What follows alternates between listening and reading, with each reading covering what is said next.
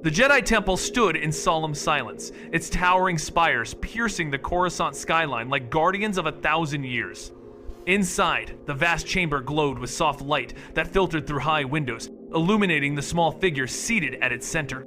Yoda's eyes were closed, his breath steady, his form unmoving as if carved from the very stone around him. Generations of Jedi had looked upon this master and believed him unshakable, a living embodiment of the Force itself. Yet beneath the stillness, a truth lingered unseen. The galaxy whispered of change. Shadows stirred in the heart of the Republic, and the current of destiny began to shift against the order he had sworn to protect. For centuries, his wisdom had been enough to steady the storm, his counsel enough to silence doubt. But now the storm was greater than he realized, and the silence of his meditation concealed a flaw that would cost everything. The fate of the Jedi was already written, and it was his greatest mistake that had carved the path to their end. Across generations, his name was spoken as if it carried the weight of prophecy. Trust in Master Yoda, the Jedi would say, and doubts dissolved into certainty. Senators invoked him as the conscience of the Republic, and Jedi young and old looked upon him as the very embodiment of the Order. His words, slow and deliberate, seemed carved into the foundation of their lives. A single nod from him could still an argument. A single phrase could end debate. Yoda had become more than a master. He was legend. He lived with humility, yet the legend was greater than the being. Every gesture was taken as flawless wisdom, every silence mistaken for unspoken truth. But in raising him to this height, the Jedi blinded themselves to a simple reality. Even legends can falter, and perfection often hides the first cracks of failure. The temple's corridors shimmered with the pale glow of evening as footsteps faded and archives whispered. Yoda moved through them like a lantern at dusk, small in form and immeasurable in presence. To the faithful, he felt immovable, a rock at the center of the current. Clarity there is, he would murmur, tapping his staff once, and doubts fell away from those who gathered. But the current had shifted where few could see it, eddies curling beneath the council's polished certainty. The mantra that the Sith were dust on history's wind returned again and again, soothing, absolute. Extinct, they are. Someone had said long ago, and the phrase lodged like a stone in the Order's throat. Yoda accepted the quiet comfort of that belief, the long peace that made vigilance feel like fear. Outside the windows, Coruscant's night bloomed with a million lights. Inside, one shadow deepened, and no one asked whose hand kindled it. Warnings arrived like faint bells carried on a changing wind, and still the council circle remained unbroken. Qui-Gon's voice held the tone of the living force present, urgent, unafraid to contradict tradition. Listen to what is, he urged, eyes steady. Not only to what has always been. Across from him, Yoda's gaze softened, but did not yield. Order we must keep, he answered quietly, the staff resting against his palm. Anchor in the storm, the Code Island Qui-Gon bowed, but the air between them stayed tense, a thread stretched thin. The living force moved where it willed. The council preferred lines and ledgers, protocols and precedent. Yoda chose caution over change, stability over the unsettling pulse of intuition. He did not see that caution had become a gate, and the gate had rusted shut. The bell sounded again, distant, insistent, and the chamber returned to silence as if nothing had been said at all. The surface of calm held, bright as polished marble, while currents twisted far below. Meetings ended with ritual phrases, robes folded, hollows dimmed, and the same confidence repeated. All is as it should be. Yoda closed his eyes and reached for the Force, finding the familiar breath of it, the note he had trusted for lifetimes. Clarity, patience, he whispered. Yet patience had given the shadow room to root, and clarity had turned into a light so constant it blinded. Outside, the Senate spun in ceaseless motion, laws and speeches woven into a veil no one pierced. Inside, the Order measured days by tradition and called the measure truth. The first fractures were too fine to feel, a hesitation here, an overlooked tremor there, a question gently set aside. By the time the stone began to crack, the hall still sounded the same underfoot. The echo lied. The echo always lies just before the fall. The younglings watched in silence when the small master entered the training hall. His steps were slow, staff tapping gently on the floor, yet the air itself seemed to shift in respect. Yoda did not need to command attention. His very presence was enough. Whispers followed him, stories of his centuries of service, of battles survived and wisdom passed down. To the eyes of the young, he was more than a teacher. He was a living legend, proof that the Jedi could endure forever. Some clutched their training sabers tighter, as though his gaze alone measured their worth. When he spoke, his words came with a weight that no one dared question. It was as if the Force itself bent to his tone, guiding each sentence into the hearts of his listeners. In that room, under the glow of the temple lights, the myth of Yoda was not merely told. It was alive, breathing before them, a symbol that seemed beyond failure. Council sessions often began with debate, with voices clashing over treaties, politics, and the uncertainty of the times. Yet when Yoda raised his hand, silence always followed. "Consider deeper. We must," he would murmur, and the argument dissolved into stillness. To the Jedi gathered, those words were not opinion but truth, carved into the foundation of the Order itself. Mace Windu and Ki-Adi-Mundi, masters in their own right, often deferred to him without protest. His council shaped verdicts, wars, and even prophecy. He was not simply one among equals, he was the standard by which others measured themselves. The council, steady in its circle of light, leaned into his authority as if it were an anchor in the storm. Each decision seemed blessed by his voice, each hesitation eased by his certainty. But in that very certainty lay the beginnings of fragility. The weight of belief pressed heavily upon a single figure, and cracks would form where no one dared to look. Generations of Jedi recited his teachings as if they were sacred text. "Do or do not, there is no try," he told them, and young minds accepted it as eternal law. In the temple gardens, children laughed when he teased them, yet every jest carried a lesson hidden beneath. His humility seemed boundless. He lived simply, ate sparingly, and never sought titles beyond duty. But humility, when sanctified by legend, can harden into something else. Jedi Masters quoted him even when he was not present, echoing his words to end disagreement. Senators invoked his name as if the Republic itself rested upon his judgment. To so many, Yoda was the unshakable pillar of wisdom. His playful humor and peculiar speech only deepened the sense that he was timeless, beyond ordinary weakness. The galaxy did not see a being who could err.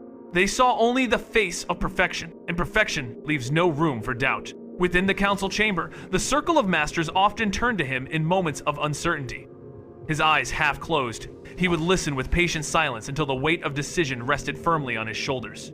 "Guide us, you will," they urged with unspoken glances, and Yoda delivered his ruling. Over centuries, this pattern repeated, strengthening the image that no voice could balance his. Even dissenters like Qui-Gon Jinn found themselves bound by the Council's final consensus that always carried Yoda's mark. He had become the heartbeat of the Order, the rhythm by which all others walked. But the deeper the Order's dependence, the narrower its vision grew. To rely on one master's judgment above all others meant blindness when his sight faltered. His wisdom had become their shield, and a shield that never shifts soon turns brittle. Even the greatest master could not see every shadow, but none around him dared to question if he missed one. The legend of Yoda had become too large, too flawless, and in that flawlessness lay hidden danger. The Jedi had long warned against attachments, yet they themselves were bound by an attachment stronger than most. They clung to Yoda's certainty as though it were salvation. Absolute trust had left no space for alternative paths, no space for voices of doubt. Power that rested on reverence is power that blinds. And Yoda, for all his centuries of insight, could not escape this truth. His every word was taken as law, his every silence mistaken for approval. The council leaned heavier and heavier upon him, until his wisdom carried the weight of prophecy itself. Yet even the greatest of seers can overlook what is close at hand. In the polished halls of the temple, surrounded by respect, Yoda stood as the perfect master. But perfection is the mask that hides the first cracks, and beneath it, the foundations were already shifting. The Republic's heart glowed with endless lights, yet in that brilliance, the shadow stirred. Darkness did not rise from the distant edges of the outer rim.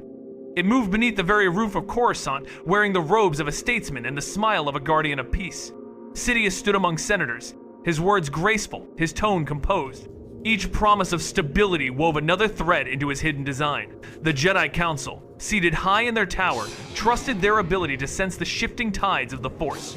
They believed such corruption could never conceal itself in plain sight, but the darkness lingered close, brushing against them with every Senate decree, every speech that drew applause. Yoda sat among his peers, eyes closed, searching for disturbances that seemed to vanish when touched.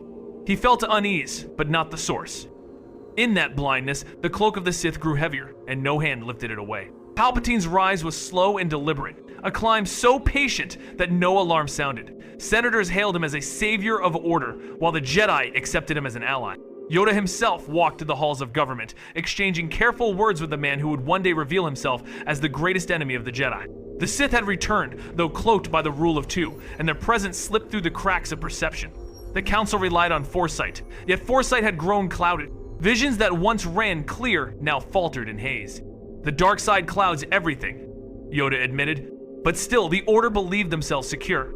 Each vote of confidence in the Senate chamber, each mission ordered in the name of peace, pulled them further into the trap woven around them. The shadow had no need to strike, it only needed patience. And patience was the Sith's most lethal weapon. The Jedi spoke often of vigilance, of the need to guard against the return of the Sith. Yet when the enemy finally appeared, they did not recognize him. The Council believed their strength absolute, their insight infallible. They thought themselves protectors beyond deception, guardians who could not be fooled. But Sidious sat not in darkness, but in light, his face bathed in the brilliance of Senate chambers. His influence praised across the Republic. He did not need to hide in shadows when the Jedi themselves provided cover, dismissing the possibility that such evil could thrive at the very center of power. Yoda felt the Force shifting, uneasy currents running beneath the calm surface, yet he too trusted in centuries of order. The irony was sharp. The closer the darkness came, the less they saw it. What was concealed was not beyond their sight, it was hidden in plain view. Centuries of victory had made the Jedi believe in their own permanence. They remembered the fall of the Sith as a closed chapter, a wound long healed. Extinct the Sith are, voices repeated, echoing like scripture within the council halls. Yoda, though cautious, allowed that refrain to stand unbroken. He too trusted that if the dark side rose again, the Order would know. But each meditation returned no clear answer, only a deepening sense of absence. He sought the source and found only silence. That silence became reassurance, a false comfort that wrapped itself around them. The Jedi could not imagine that their greatest threat had learned to walk unseen, to weave deception so complete it could not be felt. In truth, the blindfold had been tied by their own confidence, and once bound, they mistook the darkness for nothing at all. The Force had always been Yoda's compass, its flow a river he had followed across centuries. Yet now the current twisted eddies of shadow circling where no hand could grasp them. Hard to see, the dark side is, he confessed to the council, and the words rang truer than he wished. The others nodded, uneasy but resolute.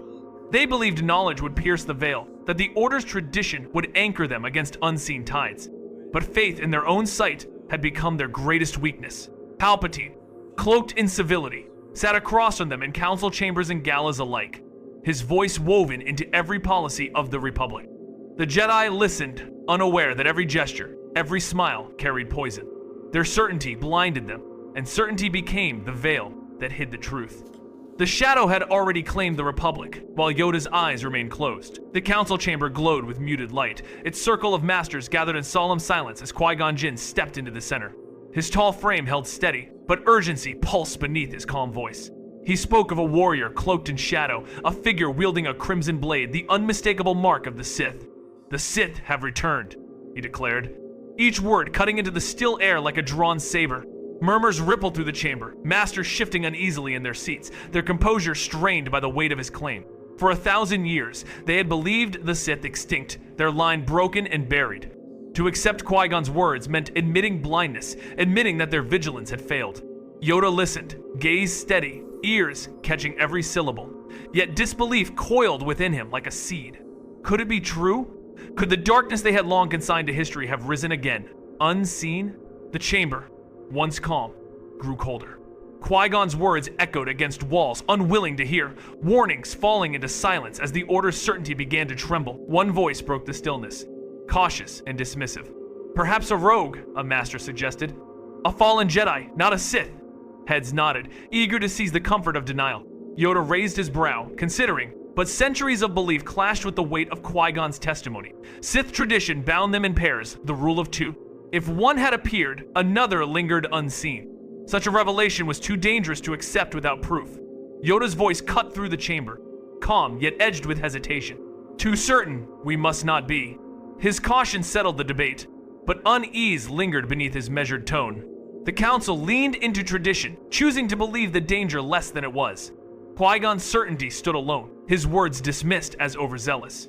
To acknowledge the Sith's return would mean admitting their own blindness, and in that moment, pride outweighed vision. The masters withdrew into silence, their choice made not with wisdom but with fear of what the truth would mean. Though the council moved on, doubt lingered within Yoda like a faint whisper. He could not wholly dismiss Qui-Gon's warning, yet he clung to the belief that the Jedi would have sensed the Sith long before they regained strength. Alone in meditation, he reached for the currents of the Force, but the flow returned only shadows. The future, once a river he could trace, was clouded and unyielding. Around him, the council repeated their mantras: balance, vigilance, order, words that had guided them for centuries, now hollow in their certainty. Yoda nodded along, outwardly calm, but unease rippled within him like distant thunder. For Qui-Gon, the dismissal was more than disagreement, it felt like betrayal. He turned away from the chamber, burdened with the truth only he believed, driven to protect the boy he called the Chosen One. In that moment, the responsibility for action shifted from the council to a single master, and Yoda, by caution, allowed it to happen. The debate ended as tradition always dictated, with vision crushed beneath the weight of ritual. Qui-Gon bowed stiffly, frustration veiled behind the mask of protocol, and the masters resumed their seats as if nothing had been spoken. Yoda's voice had carried the final word. Watch closely, we shall. Yet the words rang hollow, a promise without conviction. Beyond the temple walls, Coruscant pulsed with life, its Senate chambers echoing with praise for Chancellor Palpatine's steady hand. The shadow Qui-Gon had named walked freely among them, unseen, unchallenged, draped in the robes of power. The council, cloaked in confidence, believed they had preserved balance. But the silence that followed did not feel like safety. It felt like doors closing, like warnings unheard, like destiny narrowing toward disaster. Qui-Gon's words, true and urgent, faded into the air of a chamber that refused to listen. And in that refusal, the galaxy inched closer to ruin. The Council's refusal marked more than a single mistake. It was the quiet turning of a tide that would sweep away everything they had built. Qui-Gon's warning should have shaken the Order to its core, yet it was absorbed and set aside, dissolved into the rhythm of ritual and calm repetition. Yoda, burdened with centuries of wisdom, allowed the moment to pass without resolution. The Masters convinced themselves they remained in control, Guardians untouched by deception. But arrogance had woven a cage around them, a prison built of certainty. Palpatine's rise continued unchecked, each step forward made possible by their denial. The warning had been spoken, the danger named, the truth laid bare before them, and still, they chose not to believe. In that choice, they surrendered the future to the darkness, waiting just beyond their sight, a darkness that would one day consume the very order they swore to protect. The first thunder of war shattered the illusion of peace as the Clone Wars erupted across the stars. Jedi, once guardians of balance, were suddenly thrust into the role of generals. They believed they were defending the Republic, wielding lightsabers for justice and leading soldiers born to obey. Yoda himself stood at the head of this new army, his presence lending legitimacy to their cause. On Geonosis, he commanded legions of white-armored troops, their blasters scorching the battlefield as droids fell in waves. The Order convinced itself that this was necessity, not betrayal of their ancient vows. Yet with every battle waged, with every command given, the Jedi stepped deeper into a snare they did not see. The Sith had not forced them into darkness. They had marched willingly, blind to the chain tightening around their own throats. The clones marched in flawless rhythm, their white armor gleaming beneath alien suns. They were bred for war, loyalty written into their very bones, obedience carved into their minds from the moment of conception. To the Jedi, they were allies, dependable and disciplined, soldiers who would never question an order. Yoda walked among them, his small form acknowledged with salutes and voices calling General. He accepted their devotion as genuine, unaware that their existence was forged in secrecy, their creation commissioned by a hidden hand. Each man carried within him a dormant betrayal, a seed buried deep, waiting for the moment it would awaken. Yet in these days of war, they fought beneath banners of the Republic, and Yoda guided them with pride. Victories came swiftly, and each triumph was celebrated as proof of righteousness. But every success was another link in Sidious's chain, tightening around the Order. The Jedi mistook the trap's grip for strength, never realizing it had already closed. In the Senate chamber, Palpatine presided with calm authority, his face a mask of benevolence. From his vantage, every battle was a thread in the tapestry of his design. The Jedi fought tirelessly, their strength bled across 1,000 systems, their numbers dwindling with each campaign. Yet the Republic's faith in them only deepened. Yoda coordinated fleets, issuing commands that saved worlds and repelled droid armies. To senators, he was a strategist beyond compare, the savior of the Republic. But each apparent victory only anchored the galaxy further in conflict, ensuring no escape from the cycle of war. Sidious smiled beneath his hood, for the Jedi were no longer guardians of peace but servants of his will. For Yoda, the path felt clear. Defend the Republic, protect the people, hold the line. He did not see that every step forward was scripted, every triumph another thread binding the Order to its destruction. The war demanded more than the Jedi had ever been meant to give. They were teachers, healers, seekers of balance, yet now they issued commands that condemned thousands to die. Yoda bore this burden with silent gravity, pressing forward with the conviction that their cause was just. But justice had become indistinguishable from war, and war was the Sith's chosen weapon. The Force itself grew clouded, visions once clear now slipping into haze, answers lost in the fog of conflict. Still, the Order convinced itself that sacrifice preserved peace. The sight of Yoda reassured them. If the Grand Master still led, then surely their path was righteous. Yet the truth was harsher. Every campaign drew them further from who they were meant to be. The Sith had not forced them into darkness, they had persuaded the Jedi to believe it was light, and in that belief, the Order surrendered its soul to a war it could never win. From the dense jungles of Kashyyyk to the marble floors of the Senate, Yoda carried the mantle of leadership. His wisdom steadied the council, his strategies shaped the Republic's defense, his voice calmed senators desperate for reassurance. But beneath the surface, the trap was complete. The clones he commanded were not allies of chance, but instruments of control, their loyalty a mask hiding the moment of betrayal to come. Each victory was hollow, each triumph another step toward the abyss. The Jedi believed themselves masters of the war, but in truth, the war mastered them. They fought to preserve the Republic, blind to the truth that the Republic itself had already fallen under Sidious's hand. Yoda, revered and trusted, led an army conceived in deception, his every order pulling the Order closer to its end. The future narrowed with each passing day, until all paths converged on a single moment when the command would be given and the Jedi would be destroyed by their own soldiers. The moment of revelation arrived like a blade drawn from shadow. The enemy Yoda had sought in distant battlefields was not among separatist or traitorous systems, but seated at the very core of the Republic. In the grand halls of power, the mask fell away. Chancellor Palpatine, the trusted voice of order, revealed himself as Darth Sidious, Dark Lord of the Sith. For Yoda, centuries of wisdom and vigilance culminated in this single truth. The Sith had not returned from the edges of the galaxy they had ruled from within all along. The Senate chamber, once the beacon of democracy, now echoed with betrayal. Yoda stepped forward, his small frame a quiet defiance against the storm rising around him. There would be no more delay. The greatest Jedi of the age would face the greatest Sith, and the fate of the galaxy would hinge upon their clash. The duel began in the Chancellor's office, a space once filled with diplomatic whispers now alive with the crackle of dark power. Sidious's laughter rang sharp, mocking the Jedi's blindness. Lightning erupted from his hands, the force of it searing across marble walls. Yoda caught it, the glow of his green blade flashing as it absorbed the storm. Sparks showered, and the room shook as two philosophies collided, the hunger for domination against the discipline of balance. Neither wasted words. Their language was strike and counter, fury and calm. Sidious pressed with unrelenting force, reveling in his ascendance, while Yoda answered with centuries of training, every motion measured, every counter precise. The walls that had housed the Republic's most guarded secrets now bore witness to its greatest betrayal, lit by the fury of dark and light entwined. The battle spilled into the Senate chamber, the great rotunda where laws had been forged for 1,000 years. Now it became an arena of destruction. Sidious hurled entire Senate pods with a flick of his hand, massive structures spinning through the air like toys. Yoda leapt from platform to platform, his blade carving arcs of green as he deflected the assault. Each movement defied his size, his age, his frail appearance. He met power with agility, precision with purpose. Yet for every pod he turned aside, another rose at Sidious's command. The chamber thundered with explosions and shattered metal, the heart of democracy twisted into a battlefield.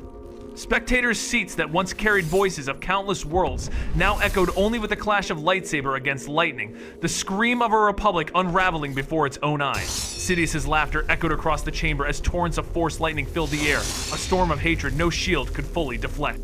Yoda raised his hands, catching the dark current, the green glow of his blade joining the white-blue fire between them. Energy seared, bending the very platforms around them, until a thunderous explosion hurled both masters apart. Smoke coiled through the vast chamber as silence fell for a breath. Yoda gripped the edge of a pod, his chest heaving, his robe torn. Sidious stood above, his face twisted in triumph, eyes burning with unholy fire. The struggle was not merely of power, but of destiny itself.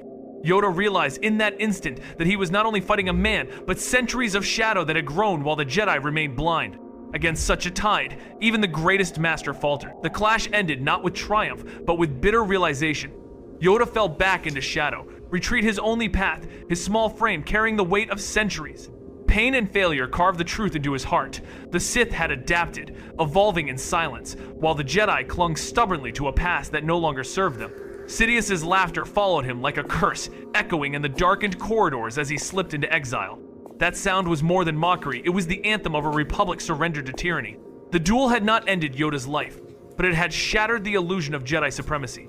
For all his wisdom, for all his mastery, he could not unravel the web woven in shadow. His greatest battle ended with survival alone, and survival was no victory. The light endured, faint and unbroken, but it no longer ruled. It was a flame forced into hiding, carried by one who now understood that even the greatest master could fall. When Yoda vanished into the shadows, silence fell across the Senate chamber. Sidious stood alone at its center, unbroken, cloaked in triumph. That image carried through the galaxy faster than words. The Grand Master of the Jedi had faced the Dark Lord and retreated. It was not merely the loss of a duel, it was the death of certainty.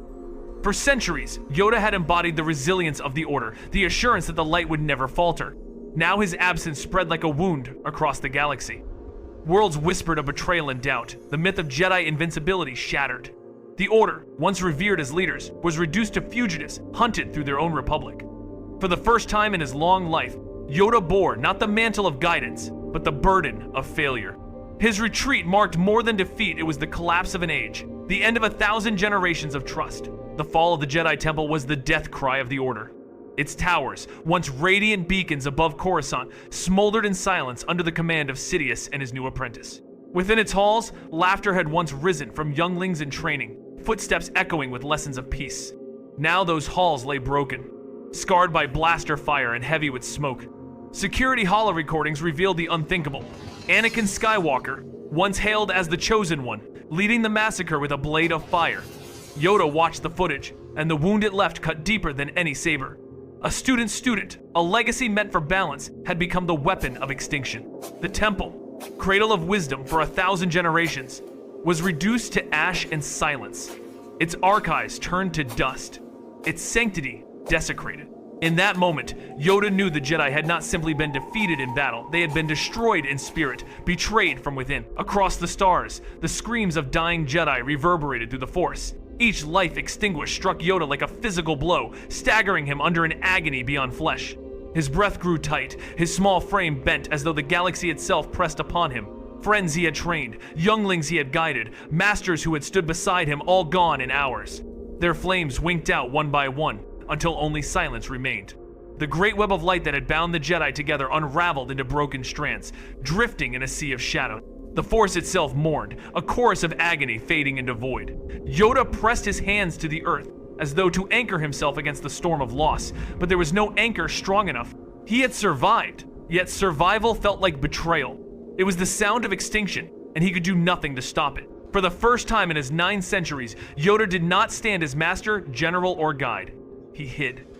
Dagobah's swamps closed around him, their mist thick and suffocating, a shroud for his exile. His ship sank into the bog, swallowed whole, as though the planet itself demanded he surrender the past. Here, there were no temples, no councils, no armies. Only silence, only the croak of unseen creatures, only the weight of memory. The galaxy remembered Yoda as a general who commanded legions, a sage whose words steadied the stars. But on Dagobah, he was only a remnant, stripped of titles, consumed by failure. His dwelling was no grand chamber, but a hut of mud and branches, a mirror of humility where once there had been majesty. This isolation was not merely escape, it was punishment. The shield of the Jedi had shattered, and the one who bore it now hid among roots and shadows, haunted by what had been lost. The spiral of destruction had reached its end. From the Senate floor, where power was seized, to the burning towers of the temple. From the scattered ashes of fallen Jedi to the rise of Darth Sidious, every step had led here. Yoda carried the truth in silence. He had failed. His caution, his devotion to tradition, his blindness to the shifting currents of the Force, all had paved the way to ruin. The galaxy that once looked to him for hope now bowed beneath the shadow of an emperor. The Grand Master, revered for centuries, was remembered not for triumph but for tragedy. Alone in the swamp, he bore the burden of the Order's downfall. The Force still moved through him, but it no longer sang of victory. Its whispers spoke only of survival, of endurance without glory, of a future uncertain. Yoda endured, not as a conqueror, but as a remnant clinging to the ember of a light nearly extinguished. Mist rose from the swamps of Dagobah, curling around twisted trees, thick with the scent of moss and decay. In a hut of mud and reeds, Yoda sat alone, his eyes heavy with years and regret. Here, exile was not just survival, but a mirror reflecting truth. The Jedi had not fallen solely to the blade of the Sith, they had collapsed beneath the weight of their own rigidity. He remembered the council chambers, their endless debates framed by rules repeated until meaning drained away. He remembered visions dismissed, warnings ignored, because they did not fit the comfort of tradition. The galaxy had paid the price, and so had he. The swamp's silence became his penance, each breath a reminder of failure.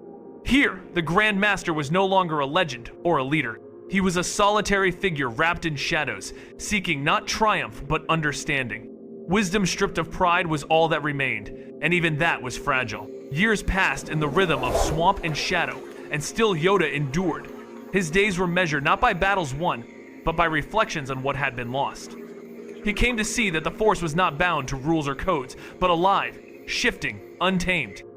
The Jedi had sought to control it, to define it within the walls of their temple, and in doing so they had forgotten its essence. Yoda whispered to himself lessons he should have embraced long ago. That attachment to order can be as dangerous as chaos. That certainty blinds more than doubt. On Dagobah, he listened to the living force in its rawest form, the croak of a creature in the dark, the flow of water through roots, the hum of unseen life. In these sounds, he rediscovered what the Council had forgotten. The Force was not a cage. It was freedom. When the boy came, hope returned in fragile form. Luke Skywalker, reckless, impatient, carrying the weight of destiny he did not yet understand, stumbled into the swamp and into Yoda's final trial. The Master looked at him and saw echoes of the past. The same fire that had burned in Anakin, the same defiance that once belonged to Qui-Gon. But this time, Yoda chose differently. He did not demand blind obedience. He demanded understanding. Training Luke was not about shaping him into another servant of the Code, but about teaching him what the Code had never fully grasped, that the Force must be felt, lived, and trusted. In the boy's questions, in his frustration, Yoda saw a chance not for perfection but for renewal. Where once he had sought control, now he taught release. Where once he had clung to certainty, now he offered humility. On Dagobah, Yoda spoke his most famous words to the young Skywalker. Do or do not, there is no try. But beneath the simple phrasing lay the depth of a lifetime's regret. It was not the voice of a master untouchable in wisdom, but of one who had known failure so absolute it reshaped his understanding. He taught Luke not to mirror the Jedi of old, but to surpass them. Fear, anger, hatred, these he warned against. But he also warned of pride, of blindness, of the arrogance that had doomed an entire order. He admitted, not with words, but with the weary weight of his presence, that even the greatest could fall. And in doing so, he gave Luke something no council had ever given before. The freedom to question, to learn, to see the Force as more than doctrine. It was his final gift, born from failure. The end came quietly, with no council gathered, no armies waiting for command. Yoda lay upon his bed in the dim glow of his hut, his body frail, his breath shallow. Luke was there, the student who had become his last hope, listening as the Master spoke his final words. There was no pride, no claim of victory, only the acceptance of a long journey and its mistakes. Pass on what you have learned, he whispered, voice fading like mist. With that, the weight of centuries lifted, and Yoda became one with the Force. His failures had destroyed the Jedi Order, but his final wisdom ensured its future. Through Luke, the light would rise again, tempered not by arrogance, but by truth. Yoda's legacy was no longer perfection, but redemption. In death, he gave the galaxy what he could not in life, a chance to begin anew.